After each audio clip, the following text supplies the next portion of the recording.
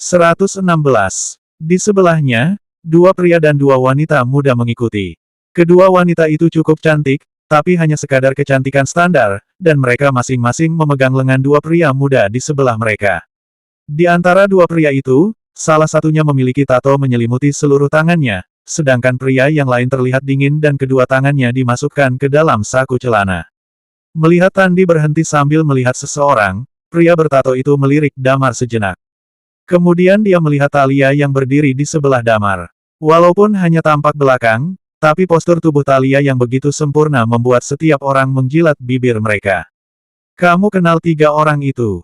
tanya pria bertato. "Kak Januardi," panggil Tandi ke arah pria bertato kemudian dia tersenyum. "Kamu pasti kenal dengan orang itu. Pelaku pemerkosa Dinda 9 tahun yang lalu, namanya Damar." "Dia orangnya?" tanya pria bertato sambil tersenyum licik. "Kalau begitu wanita yang di sebelahnya." Tandi melirik sejenak. Matanya menunjukkan tatapan iri, tidak kenal. Dipikir-pikir, keberuntungan si Damar dengan lawan jenis memang bagus. Walaupun sudah bertahun-tahun di penjara, tapi wanita-wanita cantik di sekelilingnya sangat banyak. Kemarin, Gladys membawa tiga wanita cantik dari kota JC dan mereka semua kenal dengan Damar. Hubungan dia dan ibu dan anak, Rima dan Lisa Tanjaya, juga cukup bagus. Sekarang di sebelahnya bertambah lagi wanita cantik yang tidak kita kenal. Sebenarnya dia kenal dari mana wanita-wanita itu. Tidak berapa lama, seorang wanita berpakaian congsam menghampiri mereka. "Selamat datang, apakah hari ini Anda ingin ke lantai 5 seperti biasa?" Pelayan ini tentu mengenal orang-orang ini, tepatnya mengenal tiga pria itu. Tandi adalah selebritis yang cukup terkenal. Orang yang mengenalnya cukup banyak. Sedangkan pria bertato di sebelahnya adalah Januardi Nugroho. Nama Januardi sangat terkenal di kota LH, sebuah nama yang dapat membuat orang ketakutan. Tentu saja jika dibandingkan dengan Tandi yang terkenal di seluruh negeri, dia masih kalah tenar. Dan yang paling penting adalah ayah Januardi, yaitu Deon Nugroho. 20 tahun yang lalu, dia adalah pria terhebat di dunia bawah tanah kota LH. Tentu saja, sesuai dengan perkembangan ekonomi, orang-orang seperti ini sudah melakukan bisnis normal. Sebagian besar, bisnis mereka berkembang di dunia malam dan properti atau sejenisnya. Contohnya Flow Fire Bar milik Rizky itu dibuka bersama dengan Januardi. Di kota LH, keluarga Ardiansyah memang ditakuti, tapi tidak mencapai tingkat mengerikan. Yang benar-benar tidak boleh diusik adalah orang yang seperti Januardi ini. Karena kalau berani mengusiknya, siapa yang tahu apa yang akan dilakukan di balik layar. Sedangkan pria muda yang terlihat dingin di sebelah mereka, namanya Anthony Kusuma. Latar belakang orang ini juga sangat hebat. Kakeknya adalah Randi Kusuma, satu-satunya pemilik kartu berlian di Bank Royal Kota LH. Mereka mungkin bukan orang yang paling kaya, tapi status mereka sangat tinggi, tidak ada yang berani mengganggu mereka. Tandi tersenyum licik. "Kenapa, Kak Januardi?" Tertarik dengan wanita itu. Januardi menjilat bibirnya, "Cukup menarik." Anthony mengerutkan alis, "Jangan mencari masalah di sini." "Tenang saja. Tidak akan jadi masalah," ujar Tandi sambil tertawa kecil. Di sisi lain, Damar selesai mengurus kartu keanggotaan dengan lancar. Pengeluaran di restoran ini cukup bagus. Asalkan ada kartu anggota, kita bisa makan di lantai berapapun yang kita mau. Hanya saja semakin banyak uang yang kita masukkan, semakin besar juga diskon yang didapat. "Anda ingin makan di lantai berapa?" tanya pelayan sambil tersenyum setelah melihat Damar menerima kartu anggota. "Di lantai 1 saja," Damar balas tersenyum. Setelah itu, seorang pelayan membawa mereka bertiga menuju tempat duduk yang kosong. Setelah mereka duduk, pelayan membawa buku menu dan memberikannya pada Damar. Ini adalah buku menu untuk makanan di lantai 1. Tempat ini memang pantas disebut sebagai tempat kelas atas. Buku menu mereka sangat tebal. Setiap halaman terdapat foto makanan yang menggugah selera. Pilihan makanan untuk lantai 1 tidaklah banyak. Sekitar 2-30 halaman alias hanya sekitar 2-30 makanan. Semakin tinggi lantainya, pilihan makanannya akan semakin banyak. Thalia mengambil buku menu tersebut tapi tidak membukanya. Dia langsung memberikan buku menu itu kepada pelayan dan berkata, "Semuanya." "Apa?" tanya pelayan dengan wajah kebingungan. Di sebelahnya, Damar dan Wadi berusaha menahan tawa. "Maksudku, siapkan satu porsi untuk setiap menu di sini," ujar Thalia. Wadi melihat ke arah Damar dengan pandangan tidak berdaya, seakan mengatakan, kamu lihat. Aku benar-benar tidak bisa mengurus dia. Damar melirik buku menu. Menu termurah di sini harganya 200 ribuan, yang mahal bisa sekitar 2 juta per menu. Setiap meja memesan 3-4 menu karena porsinya sudah cukup. Thalia meminta semua menu dimasak memang sedikit berlebihan. Damar melihat ke arah pelayan lalu berkata, ikuti saja instruksinya. Tenang saja, kami pasti makan habis. Thalia melihat ke arah Damar sambil tersenyum, mantap. Lebih bagus daripada muridku ini. Selama 3 tahun ini, aduh, aku tidak ingin mengingatnya lagi. Wadi tersenyum getir tapi tidak mengatakan apapun. Di saat yang sama, satu suara aneh tiba-tiba terdengar di dekat mereka. Haha, ternyata ada Damar. Lagi-lagi kamu berkeliaran menggoda wanita. Berani juga datang makan ke gedung Glory, memangnya kamu bisa bayar. Damar melirik ke arah suara lalu melihat Tandi berdiri di sebelah, dia langsung mengerutkan alisnya. Tanpa menunggu dia berbicara, mata Thalia memancarkan cahaya dingin lalu meledek, kenapa mendadak ada suara gonggongan anjing di sini? Damar, peliharaanmu ya? Mata Tandi terbelalak, lalu dia langsung tertawa, si cantik, sepertinya kamu tidak tahu, pria yang duduk di sebelahmu ini adalah pelaku pemerkosa, dan lagi dia menggunakan obat tidur untuk membius wanita itu. Lebih baik kamu hati-hati, jangan sampai tertipu olehnya. Selesai mengatakan itu, Tandi menunjuk ke suatu arah, hei, cantik, kamu lihat 2 orang di sana. Damar dan Thalia melihat ke arah yang ditunjuk bersamaan, Anthony dan Januardi berdiri di dekat pintu. Yang kiri namanya Anthony dan kanan Januardi, ujar Tandi dengan bangga. Damar tersenyum kecil, wah, anak orang kaya yang kamu kenal banyak juga ya. Mendengar kata itu, wajah Tandi menunjukkan kebanggaan lalu dia melihat ke arah Thalia. Hei, cantik, untuk apa kamu makan di lantai 1 ini?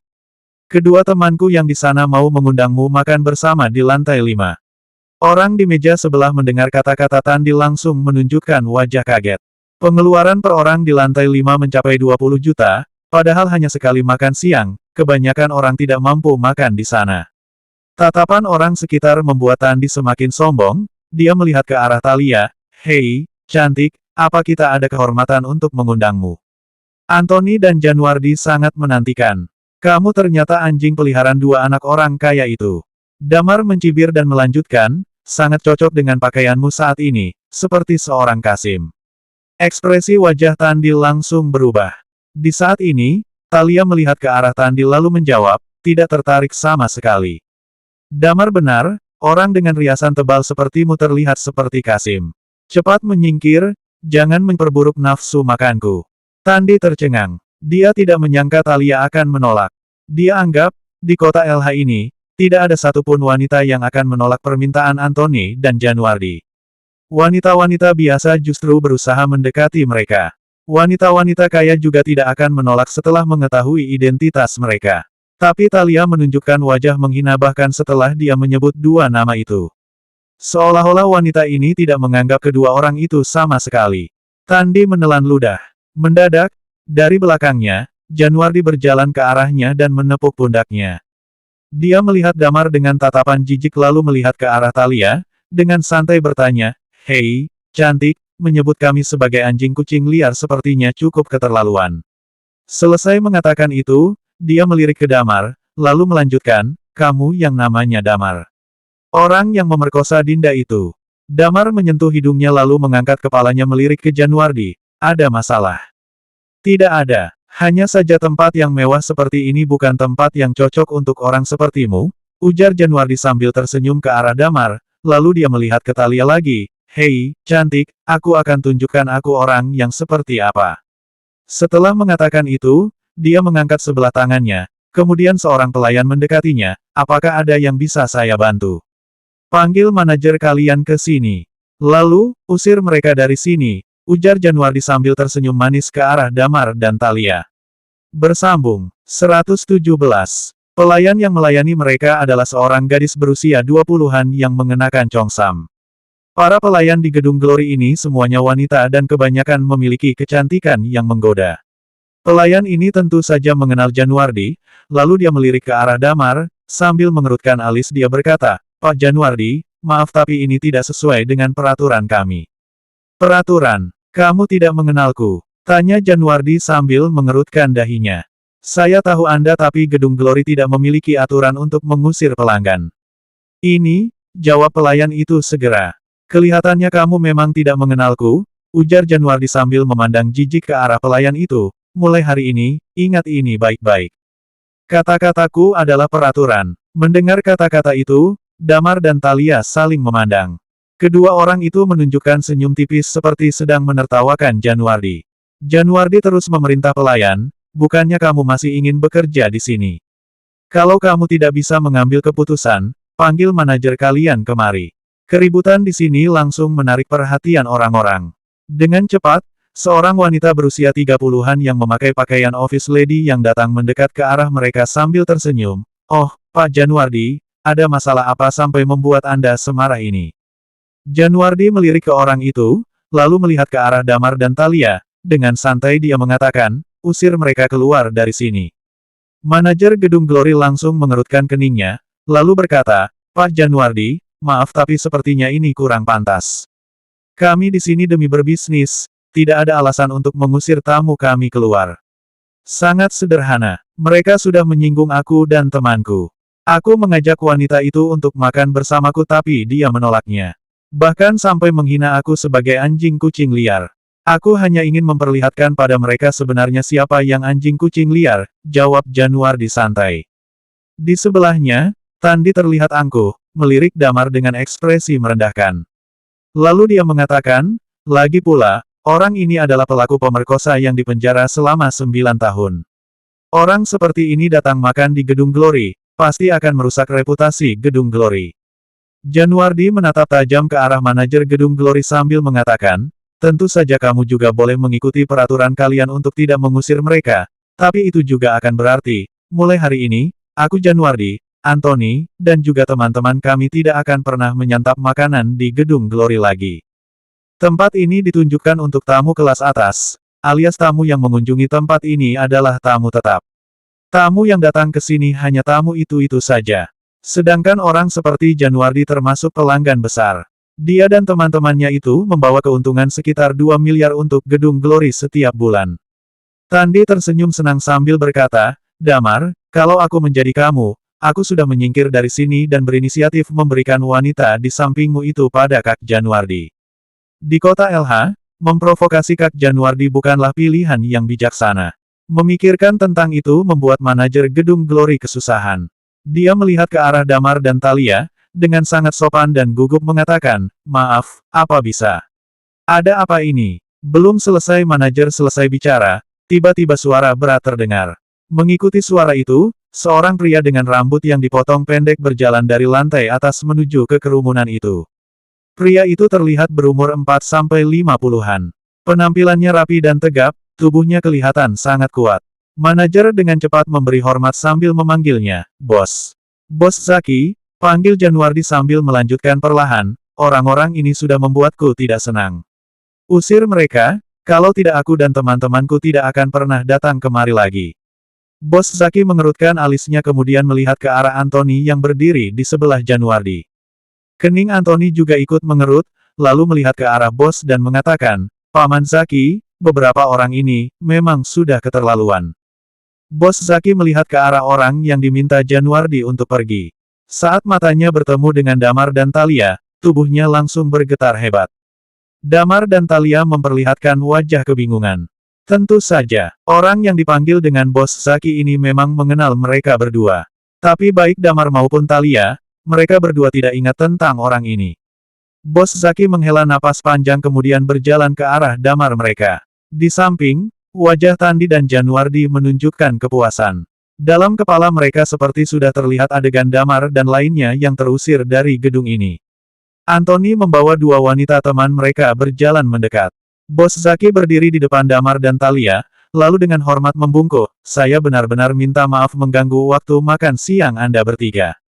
Tidak perlu minta maaf, ujar Tandi lalu melanjutkan, orang itu adalah pemerkosa, sebuah sampah masyarakat.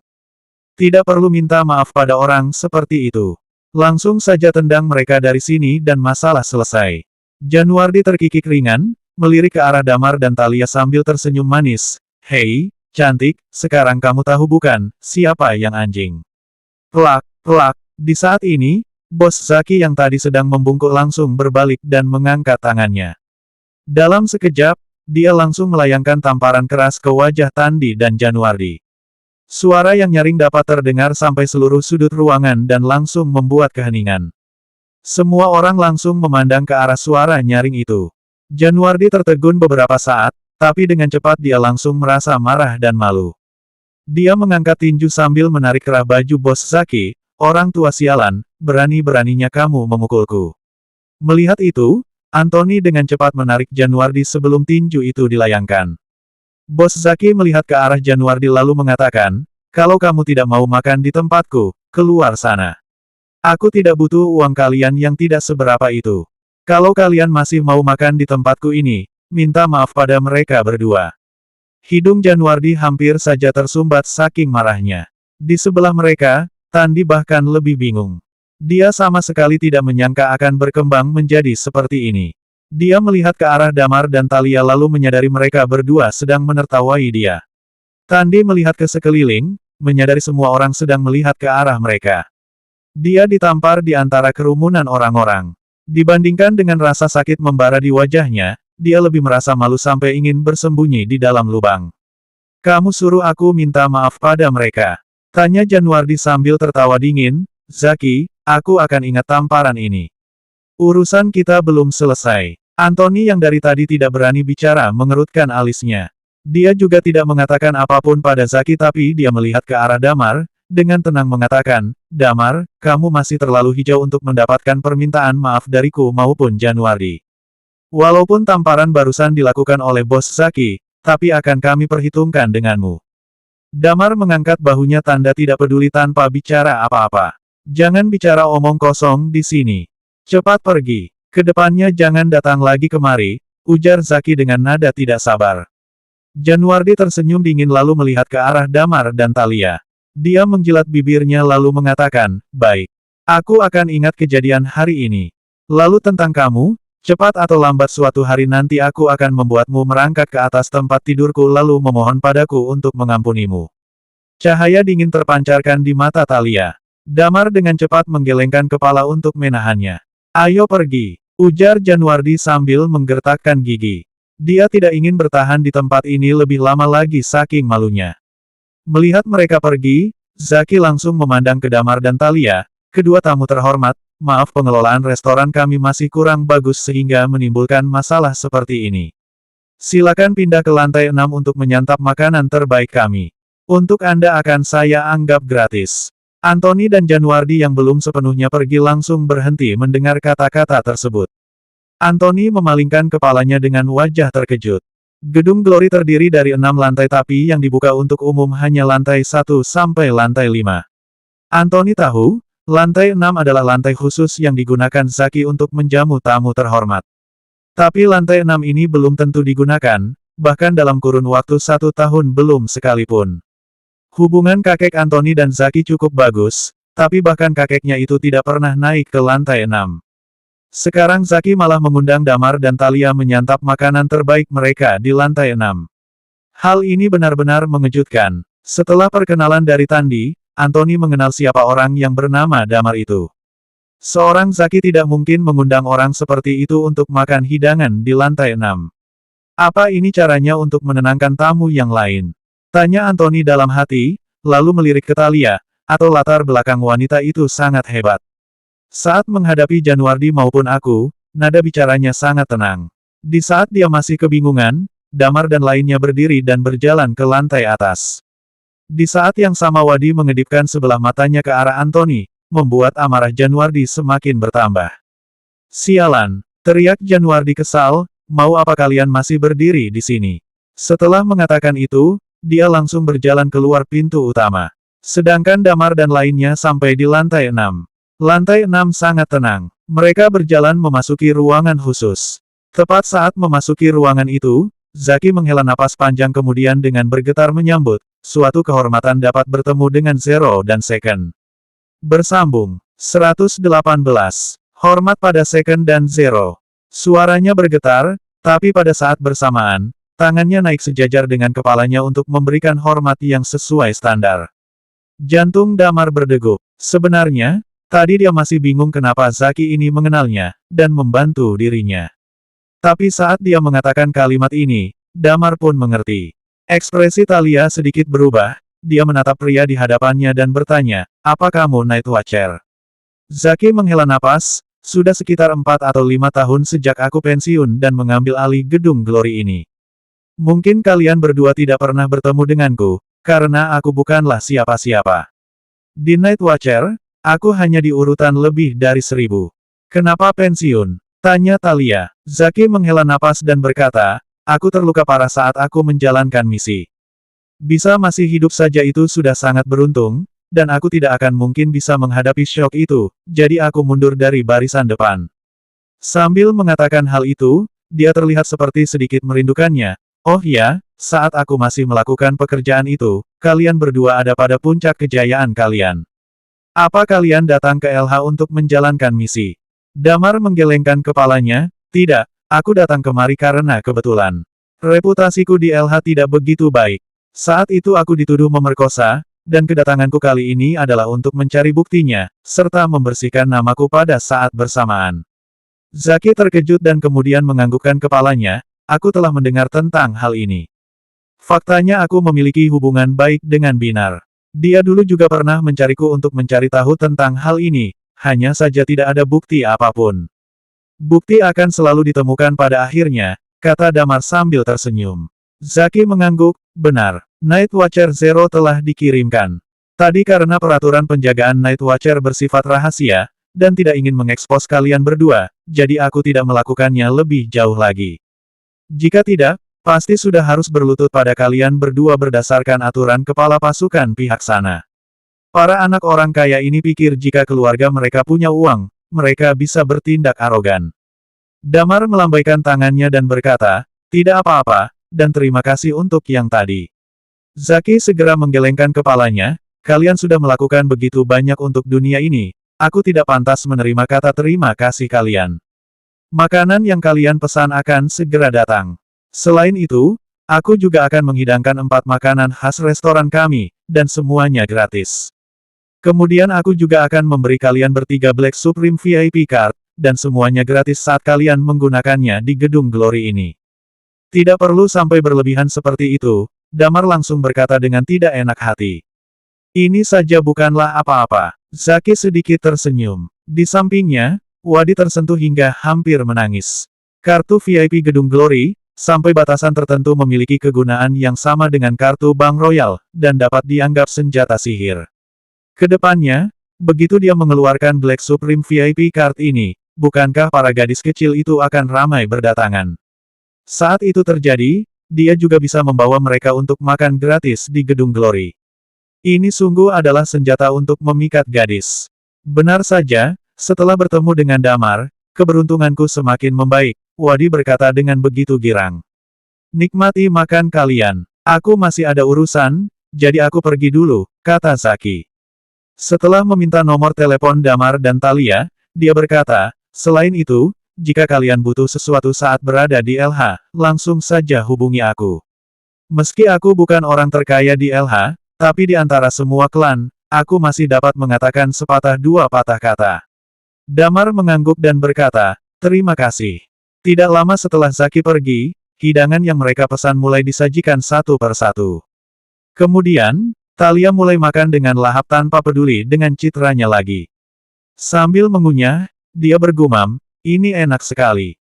Sebenarnya, Damar juga tidak tahu perut Thalia terbuat dari apa. Selain sebutan second di Night Watcher, dia juga mendapat julukan, Pig Girl. Tentu saja artinya berbeda dengan Pig Girl yang ada di internet, karena julukan miliknya ini mendeskripsikan dia makan lebih banyak dari babi. Damar terus tersenyum. Selama dia dapat bertemu dengan Thalia lagi, itu sudah cukup. Wanita ini adalah wanita yang dapat dipercaya olehnya untuk menjaga sisi belakangnya. Bagian belakangnya tidak akan terancam sedikit pun, kecuali jika wanita ini mati. Tepat pada saat mereka mulai makan, ada 5 orang yang sedang duduk di dalam mobil sport di sisi sebelah mereka. Tandi yang saat itu menjadi sopir mereka, duduk di depan sambil mengendarai mobil tanpa berani mengatakan sepatah kata pun. Ekspresi Anthony yang duduk di kursi samping pengemudi juga terlihat tidak begitu baik. Di bagian belakang, Januardi berteriak dengan marah, Anthony, kau tadi takut dia akan melakukan apa? Jika tadi kau tidak menahanku, aku pasti sudah menghabisinya. Anthony mengerutkan keningnya dan berkata, jika aku tidak menahanmu, takutnya kau akan mendapat masalah. Zaki ini orangnya sangat merendah, tapi kakekku biasanya bersikap sopan padanya. Kamu kenal pria tua dari keluarga Si Hombing, bukan? Dulu dia juga termasuk salah satu orang terkaya di LH dan dia membuat keributan di Gedung Glory. Setelah 1 bulan, keluarga Si Hombing pun bangkrut. Bagaimanapun, di belakangnya pasti ada seseorang, jadi kita lebih baik jangan membuat masalah. Sial, Januardi marah, ini pertama kalinya aku merasa sangat malu dalam hidupku. Tandi segera berkata, semuanya salah Damar itu. Kau tidak tahu, setelah keluar dari penjara, dia sangat arogan dan telah membuat marah Rizky dan Hans. Dia bahkan membuat marah Rizky dan Hans juga. Januardi bertanya dengan terkejut. Benar, tangan Hans terluka karena ulah Damar. Sedangkan Rizky, dia adalah seorang siskon, sister kompleks, dan Dinda telah diperkosa oleh Damar. Jadi dari awal, Rizky tidak berniat untuk melepaskan Damar, kata Tandi. Bagus kalau begitu. Ekspresi Januardi mulai berubah. Kita berkumpul malam ini dan panggil mereka. Karena setiap hari begitu membosankan, kita bahas saja bagaimana cara mempermainkan Damar dan bersenang-senang. Anthony tidak berbicara dan hanya meniup poni di dahinya. Dalam keterkejutan Damar dan Wadi, Talia memakan habis hampir semua hidangan di atas meja, kemudian menjilat bibirnya dengan wajah tidak puas. Kamu sudah makan terlalu banyak. Damar terdiam, dia tidak bisa menahan diri, dan menjulurkan tangannya untuk mengelus perut Talia. Perut Talia tetaplah rata seperti sebelumnya, dan tidak ada jejak lemak sedikit pun. Damar berkata dengan heran, aku sungguh tidak tahu, lari kemana semua yang telah kamu makan. Terkait dengan tindakan Damar, Talia seolah telah terbiasa, dan dia berkata dengan puas, rasanya enak sekali, dan karena gratis juga, sepertinya ke depan aku akan sering datang kemari. Setelah mengatakannya, dia menatap Damar dan berkata, carilah waktu untuk mengantar Wadi ke Night Watcher agar dia bisa berlatih. Dengan begitu dia bisa lebih cepat mengejar tingkatan kita, atau setidaknya tidak menyusahkan kita. Tata sudah pergi untuk selamanya, dan setelah balas dendam, pada akhirnya kita masih harus kembali untuk melengkapi tim. Damar mengangguk, baik, besok kita atur waktu, biar aku suruh Tirta untuk membawanya pergi. Talia mengangguk dan berkata, boleh. Aku bawa dia kembali dulu dan memberitahukan hal-hal yang harus diperhatikan. Selain itu, untuk saat ini, agar tidak kembali ke sana, aku tidak bisa sering datang menemuimu. Jadi kita sebisa mungkin saling menghubungi lewat WhatsApp atau telepon saja. Baik, jawab Damar. Setelah mendapatkan kartu VIP, mereka bertiga keluar dari Gedung Glory dan naik ke taksi masing-masing untuk pulang. Di dalam taksi, Wadi menatap Talia yang berada di sampingnya dan bertanya, kenapa tidak beritahukan yang sesungguhnya pada dia? Talian menghela napas, bisa bertemu dengannya saja sudah sangat bagus. Hal ini biar aku tanggung sendiri saja. Kamu sendiri juga ingat, jangan sampai memberitahu dia satu kata pun. Wadi mencibir, kemudian tidak mengatakan apa-apa lagi. Di sisi lain, Damar pergi ke warnet dan bermain sepanjang sore. Saat jam menunjukkan pukul 6 barulah dia naik taksi dan pulang. Saat tiba di depan gerbang perumahan, begitu dia turun dari taksi, terdengar bunyi klakson dari 2 mobil yang ada di samping. Pada saat bersamaan terdengar teriakan, Damar. Damar menoleh dan melihat ada 2 mobil hitam yang terparkir tidak jauh dari sana. Kemudian pintu mobil terbuka dan pria berusia 30-an yang mengenakan setelan jas turun. Melihat orang ini, ekspresi Damar sedikit berubah. Dia cukup tampan, dan jika dilihat lebih teliti, ada kesamaan sekitar 60% dengan Damar. Orang ini adalah pewaris pertama dari generasi ketiga, Raden Ardiansyah. Raden berjalan ke hadapan Damar. Dengan wajah meremehkan, kedua matanya melihat Damar dari atas ke bawah, dan berkata, cek, jika dulu tidak terjadi hal itu, kau pasti tidak akan sengsara seperti ini. Tapi ayahmu baik juga, dia menjadi wakil direktur di Navis Group, dan justru membiarkanmu naik taksi. Damar menatapnya. Raden tertawa pelan, kau masih belum makan, bukan? Ayahku dan Om Hengki berniat untuk mengundangmu makan bersama. Meski kurasa orang sepertimu tidak pantas duduk bersama kami, tapi ini adalah keinginan ayahku, jadi aku juga tidak punya pilihan. Aku tidak tertarik. Damar mencibir dan memutar badan untuk pergi. Tapi, Rudy sudah dalam perjalanan ke sana. Jika kau tidak pergi, itu sedikit menyusahkanku, Raden berkata sambil merentangkan tangannya. Bersambung. 119. Raden menjulurkan tangannya tanpa daya, dan menatap Damar dengan senyum yang dipaksa. Raden adalah orang dengan sikap yang sangat palsu, dan memang begitu sejauh yang Damar ingat. Dia adalah orang pertama generasi ketiga dengan garis darah langsung dari keluarga Ardiansyah. Dia tumbuh di keluarga kaya, dan merupakan pewaris pertama dari keluarga Ardiansyah. Karena itu sikapnya sangat arogan dan sejak kecil dia sudah memandang rendah semua orang. Selain itu, pria ini cukup pandai, dan dia lebih tua 3 tahun dari Damar. Saat Damar masuk kuliah pada usia 18 tahun, Raden yang saat itu baru berusia 21 tahun, telah belajar S2 di sekolah top 5 di dunia. Benar, dia dari kecil sudah loncat sekolah, dan dari segi nilai, dia sangatlah berprestasi. Saat Damar masih muda, nilainya juga cukup bagus, dan Rudy juga cukup mampu, jadi Damar juga dihargai oleh keluarga Ardiansyah. Damar pun dibesarkan sebagai tangan kanan dari Raden. Karena Damar yang lahir bukan dari keluarga utama, dia mungkin bisa mengelola perusahaan, tapi pasti tidak akan mewarisi saham dari keluarga Ardiansyah, dan hanya akan menerima gaji. Jadi sejak kecil, Raden telah menunjukkan rasa superioritas saat menghadapi Damar. Saat ini juga seperti itu. Matanya yang menatap Damar, nada bicaranya, semuanya menunjukkan penghinaan. Mata Damar menatapnya, kemudian dia menghela napas dan berjalan pergi untuk membuka pintu mobil. Mobilku bukanlah mobil yang bisa dinaiki orang sepertimu. Raden menghadang di depan mobil, dan berkata dengan datar, tempatnya adalah di Gedung Glory. Kamu pergi sendiri saja dengan naik taksi. Aku akan menunggumu di depan pintu Glory. Ayahkulah yang bersedia mengajak kalian untuk pergi ke tempat mahal seperti itu. Setelah mengatakan itu, dia membuka pintu mobil, duduk di kursi pengemudi, dengan cepat menyalakan mobil, dan langsung melaju pergi. Ekspresi Damar langsung menjadi tidak senang. Ayah Raden bernama Rituan Ardiansyah yang merupakan pemimpin dari keluarga Ardiansyah saat ini, karena kakek Raden telah pensiun. Damar tidak tahu kenapa mereka tiba-tiba mengundang dirinya dan ayahnya untuk pergi makan. Jika hanya mengundang Damar seorang diri, Damar tidak akan ambil pusing. Tapi sekarang, ayahnya sudah dalam perjalanan ke sana, jadi dia tidak punya pilihan lain selain pergi. Kalau dari awal tahu akan begini, aku tidak akan pulang tadi, Damar mengumpat karena dia baru saja naik taksi di dekat Gedung Glory untuk pulang. Kemudian dia pun memanggil taksi lagi untuk kembali ke Gedung Glory. Dengan cepat, taksi yang ditumpanginya berhenti di depan Gedung Glory. Di dalam gedung itu, saat ini sudah penuh dengan orang. Di depan pintu masuk, Raden berdiri di sana dengan setelan jas dan sepatu kulitnya. Setelah melihat Damar, wajahnya masih menunjukkan ekspresi menghina, dan dia berkata sambil melambaikan tangannya, ayo masuk. Mereka berdua berjalan masuk, naik menggunakan lift, dan langsung menuju ke lantai 5. Lantai 5 berbeda dengan lantai 1.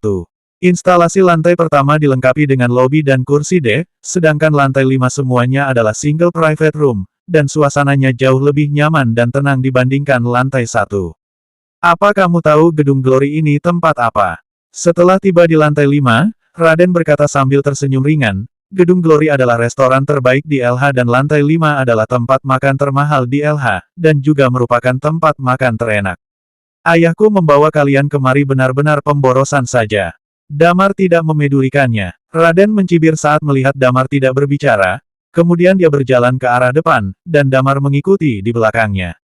Sampai di depan pintu private room, Raden membuka pintu dan berbicara ke arah dalam ruangan, Ayah, Om Hengki, aku sudah bawa Damar kemari.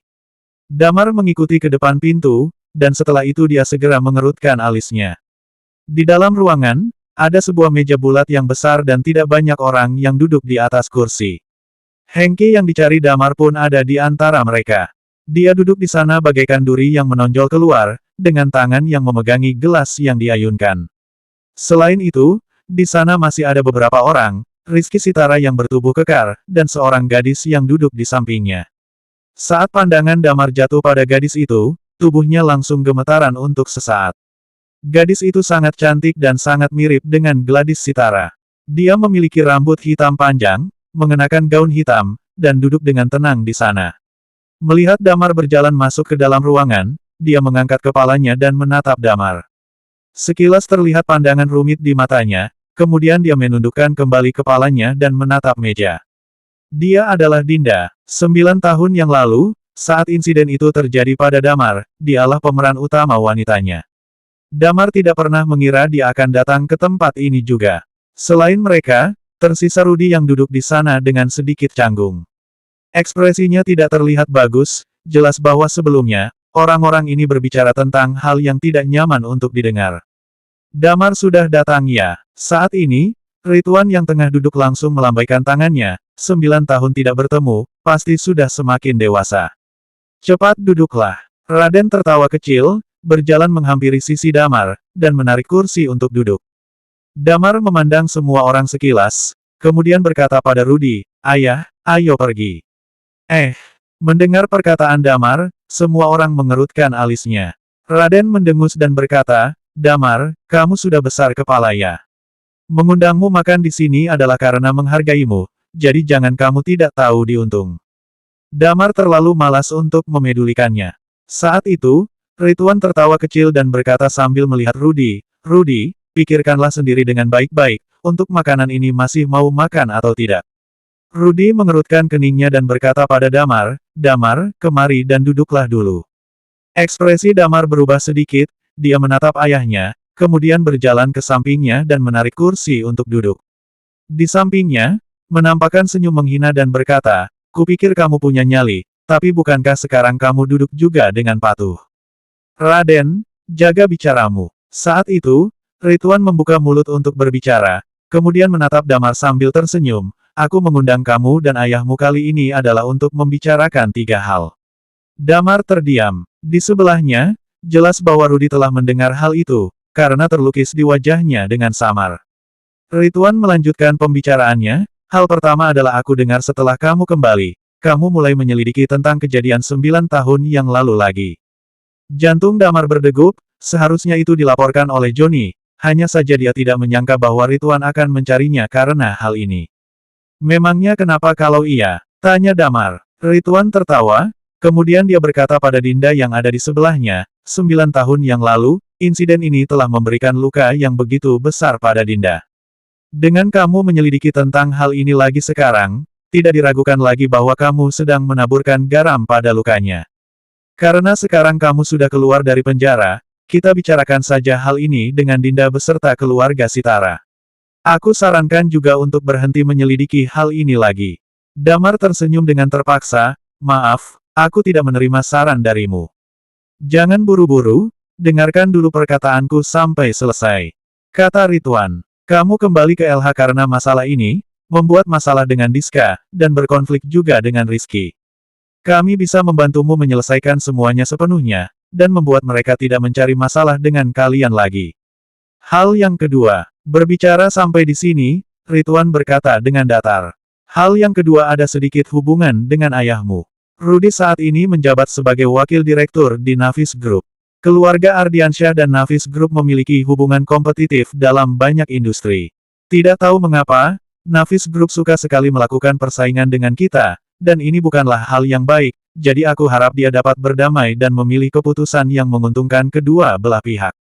Damar terhibur dengan perkataannya. Navis Group melakukan persaingan dengan keluarga Ardiansyah tentu saja karena hubungannya dengan Damar. Saat itu, Rituan melanjutkan, "Dan untuk hal ketiga, sangatlah mudah.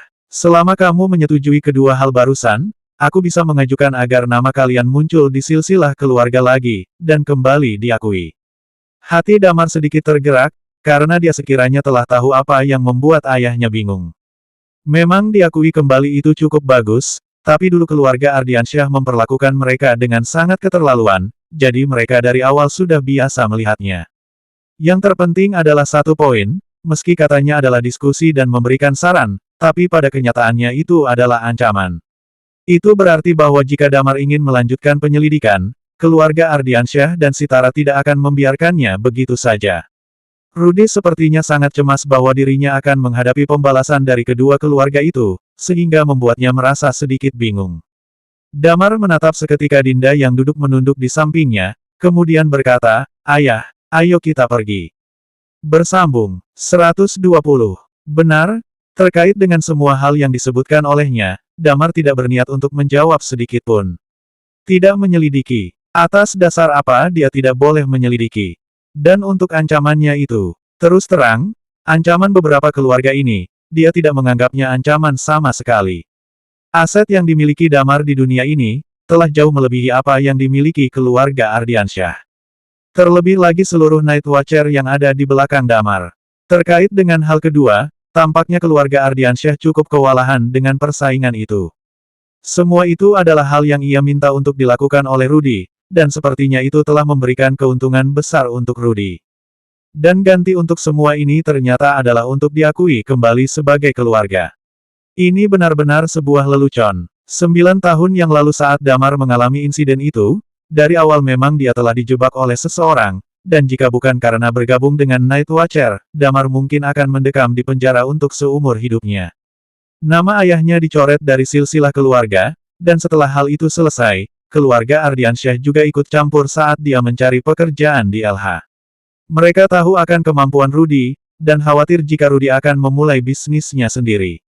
Beberapa tahun itu, kehidupan Rudy tidaklah baik, hingga saat Damar memiliki Navis Group, barulah semuanya mulai membaik. Jadi, apa keluarga ini masih perlu diakui? Sudah untung dia tidak menghancurkan nama keluarga ini.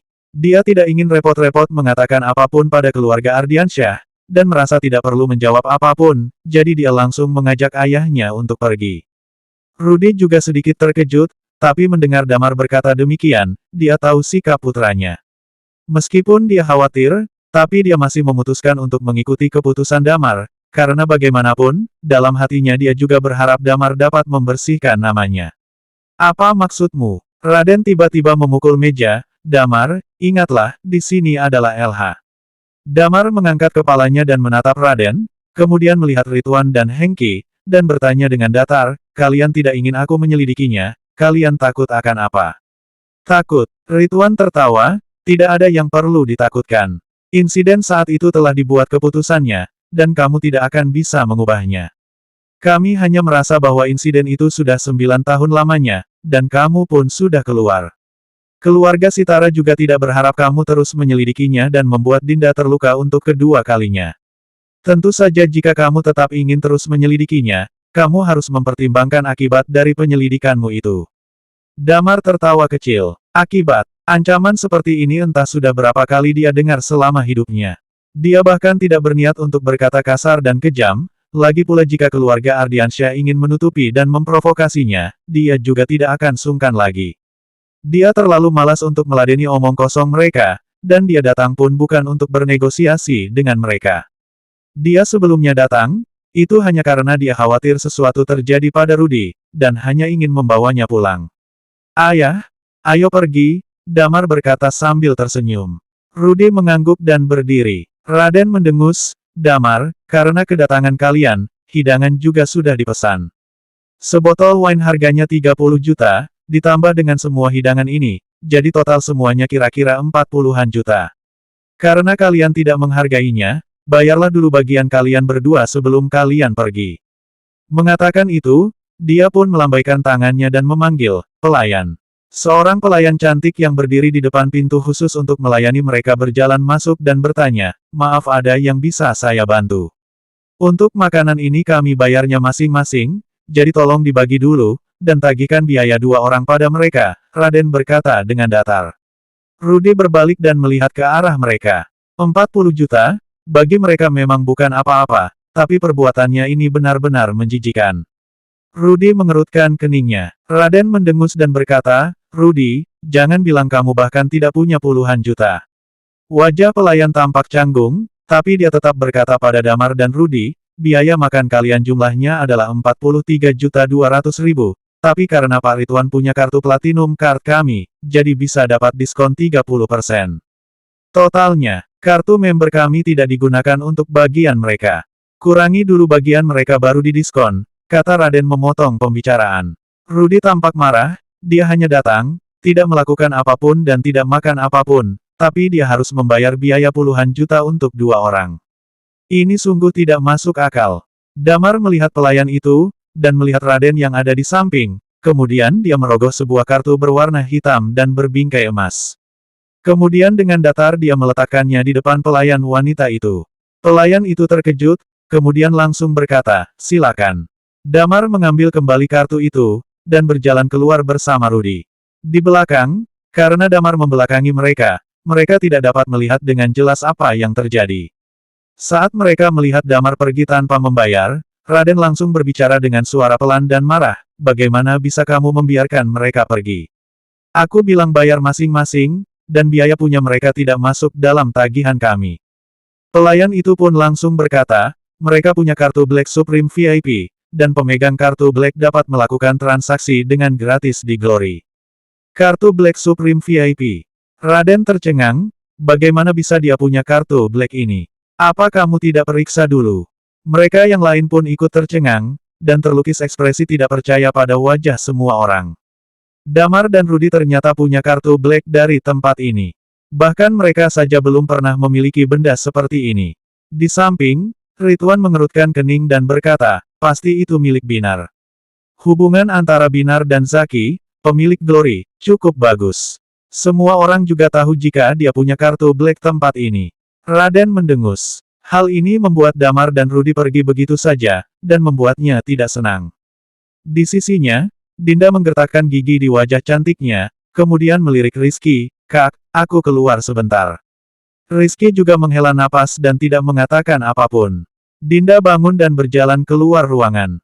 Melihat Dinda keluar, Hengki menggoyangkan gelas wine-nya, dan berkata pada Ridwan yang duduk di sebelahnya, "Dia sudah mendekam di penjara selama 9 tahun, pasti tidak akan melupakan hal ini begitu saja, jadi."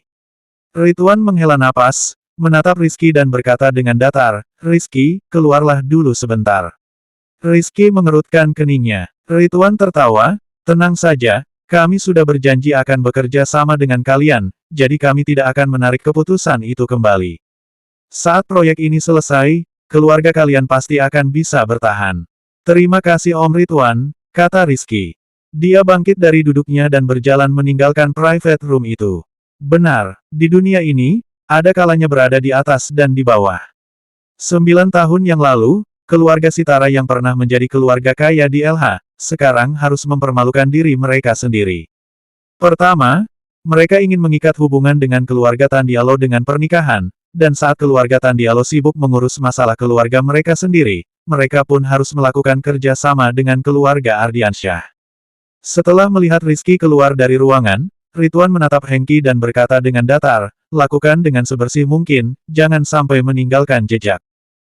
"Tenang saja." Hengki menggoyangkan gelas wine, dan sudut bibirnya terangkat menampakkan seringai. Damar dan Rudy berjalan menuju lantai 1. Sambil berjalan, Rudy mengerutkan keningnya dan bertanya, "Damar, kenapa kamu bisa punya kartu Black tempat ini?" "Oh, ini diberikan oleh Pak Binar padaku. Semua orang di sini mengenalnya, dan dia tidak membutuhkannya saat dia datang kemari. Dia bisa langsung melakukan scan wajah, jadi dia memberikan kartu ini padaku. Dia bilang aku boleh membawa temanku untuk datang makan di sini," kata Damar. Intinya, hal apapun itu, langsung saja lemparkan pada Binar. Rudy menatapnya dengan curiga. Sambil berbicara, mereka berdua pun telah tiba di depan pintu, kemudian Damar berkata, "Ayah, kedepannya jangan ada hubungan lagi dengan orang dari keluarga Ardiansyah. Tidak peduli apapun yang mereka katakan, mengundang kamu makan, ataupun mencarimu untuk membicarakan hal lain, jangan pedulikan mereka. Terkait masalahku, aku akan menyelidikinya sendiri. Selama ada Pak Binar, mereka tidak akan berani berbuat apapun padaku." Rudy menganggukkan kepalanya dan berkata, aku masih sedikit khawatir. Hari ini akhirnya terjadi juga." Sambil berkata, dia menekan kunci mobil, "Kita pulang dulu saja." Damar mengangguk, dan pada saat itu juga, terdengar suara dari belakang tubuh Damar. Dia menoleh untuk melihat, dan tampak tubuh yang mengenakan gaun hitam di depan pintu. Dinda yang bagaikan bidadari sedang berdiri di depan pintu dan memanggil namanya. Ekspresi Damar sedikit berubah. Dia melihat ke arah Rudy dan berkata, "Ayah, pulanglah duluan. Aku bisa pulang naik taksi nanti." Rudy menganggukkan kepalanya, masuk ke dalam dan menjalankan mobil itu. Setelah Rudy pergi, Dinda berjalan ke samping Damar. Di dalam sepasang matanya, Terlihat pandangan yang rumit. Dia menggigit bibirnya dan berkata, ayo cari tempat untuk bicara. Bersambung.